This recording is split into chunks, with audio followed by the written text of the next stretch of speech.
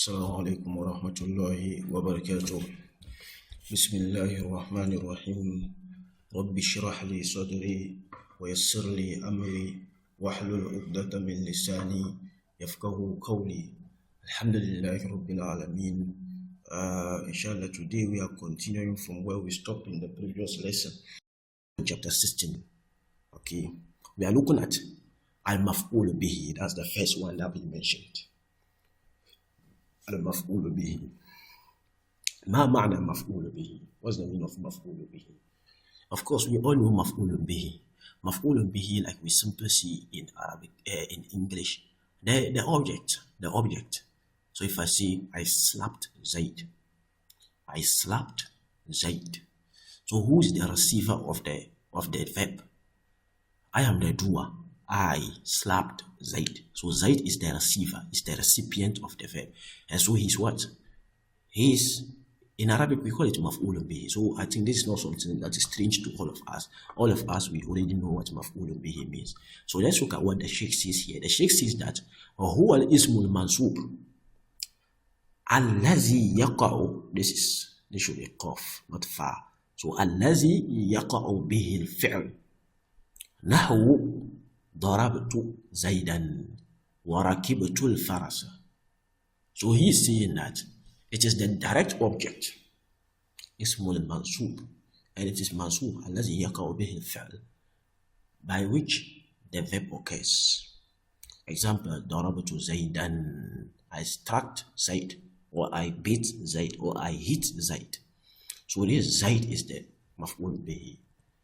ركبت الفرس, I rode the horse. So the horse is the recipient, is the one who receives the verb. Okay. وَهُوَ عَلَى كِسْمَيْنِ, and it is in two categories, or two types, or two classifications. So ظاهر ومدمر. ظاهر and the mudmir. Okay. When we say ظاهر and mudmir, we have already seen it several times. ظاهر. Okay, when we're looking at the mansubat, we look at Zohir and the Mudmir, so it shouldn't be something strange to us. Zohir means explicitly, Mudmir means implicit. Okay, so Zohir is, we'll look at it, don't worry, let's look at what he's saying. فَالظَّاهِرُ مَا تَقَدَّمَ ذِكْرُهُ. That's the same thing when we're looking at the Mansubat, that was the same thing he said, مَا تَقَدَّمَ ذِكْرُهُ. وَالْمُدْمِرُ كِسْمَانِ. So Zahir is when it is mentioned explicitly by name.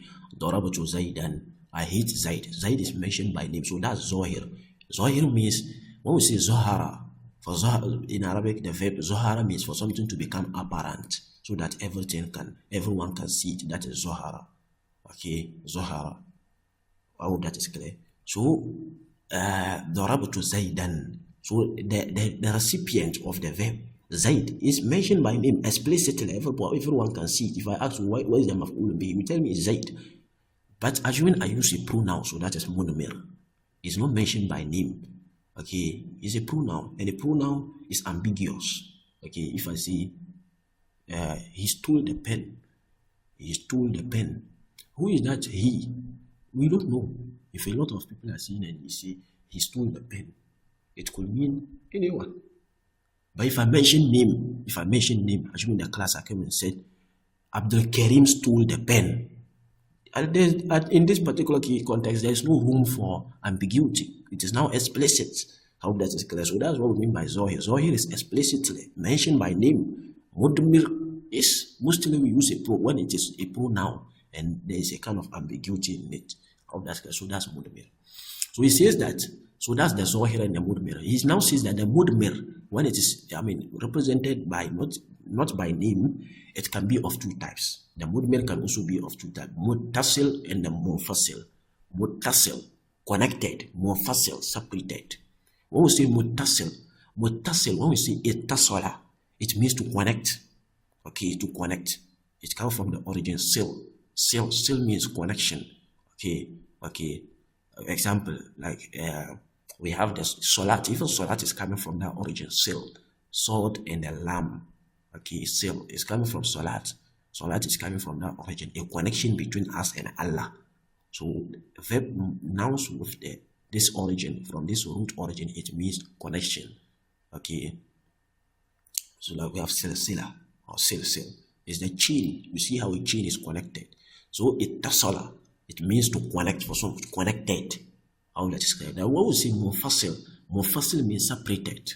Okay, when you see fassala, it's coming from the roots fa, sod, and the lam, which comes to mean separation. Example, fasal. When you go to a madrasa, a school, okay, you see fasalun has a fasal, has a fasal, has a fasal. This classroom, this classroom, this classroom. Why did they call it fasal? Fasal, as I said, fa, sod, and lam. It comes to mean separation. You don't just take all the students of the school and put them in one class. You separate them based on their levels. So this is primary. This is primary 2. This is primary 5. I hope that is clear. So the separation, even your judgment day is called Yawmul Fasl. You see it in the Quran, Yawmul Fasl. On the day of judgment, of course, there will be separation. Those who are good, or those who did good, and those who were wrongdoers. Of course, they won't be together. There will be separation. So it is called Yawmul Fasl. I hope that is clear. So that's the difference. Ittasala, connection, coming from cell, and then munfasil from fasl, which means separation. So that's the two things that we need to know. So munfasilun means connected. Muttasil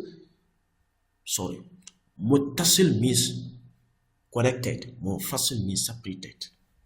Now, he says that when it is muttasil, when it is connected, meaning that the pronoun is connected to the verb. Example, darabtuhu.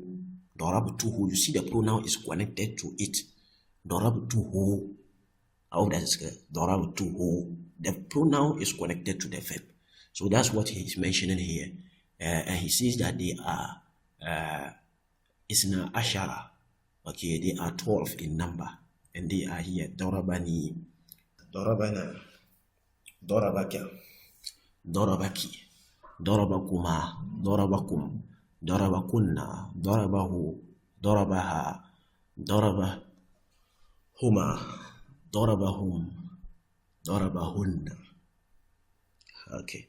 So these are the 12 forms of the muttasil. Muttasil meaning, of course, when we say mudmir, it means it's represented by a pronoun. But of course, the pronoun could be attached to the verb, or it can be separated. So when it is connected to the verb, example, Dorabahu, he beat him. Dorabahu, the pronoun is attached to the verb. So that is muttasil. And when the pronoun is separated, it is called munfasil. And that's what he is mentioning here. They are also 12. Daraba iyahu, meaning he beat him. But we didn't say Dorabahu. You are separating the pronoun, the recipient of the verb from the verb itself. So Darabahu, he beat him. Daraba iyahu, rather, Daraba iyahu, Daraba iyana, Daraba iyaki, Daraba iyaki, Daraba iyakuma, Daraba iyakum, Daraba iyakunna, Daraba iyahu, Daraba iyahuma, Daraba iyahuma, Daraba iyahum, Daraba iyaha, Daraba iyahunna. So these are the 12 pronouns of it.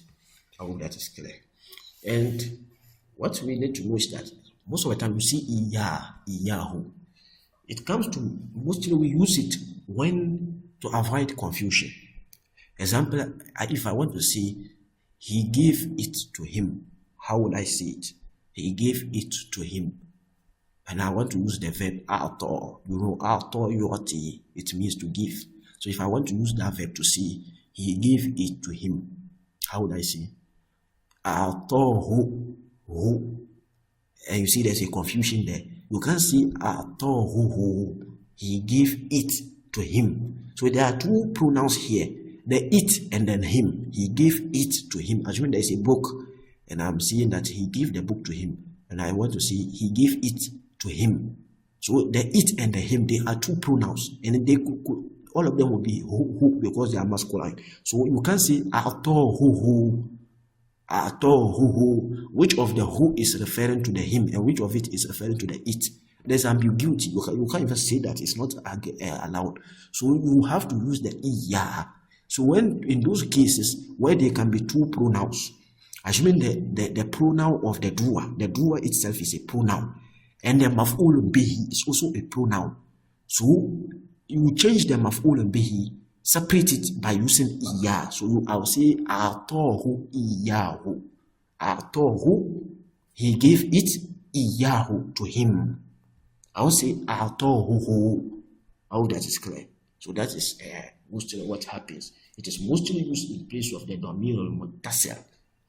Okay, when it is the maf'ul bihi in the sentence, and mostly if there is already a damir, sometimes if there is already a damir, to avoid confusion, we separate it by using iya. So a'tahu iyahu. A'taitu iyahu. I gave it to him. Okay, a'taituhu iyahu. A'taituhu iyahu. I gave it to him. I won't say a'taituhu. I gave it to him. That's not confusion. Who, you don't say who or ha. You repeat the same syllables. Okay, so that is it for the babul maf'ulun bihi. Maf'ulun bihi is very easy. Something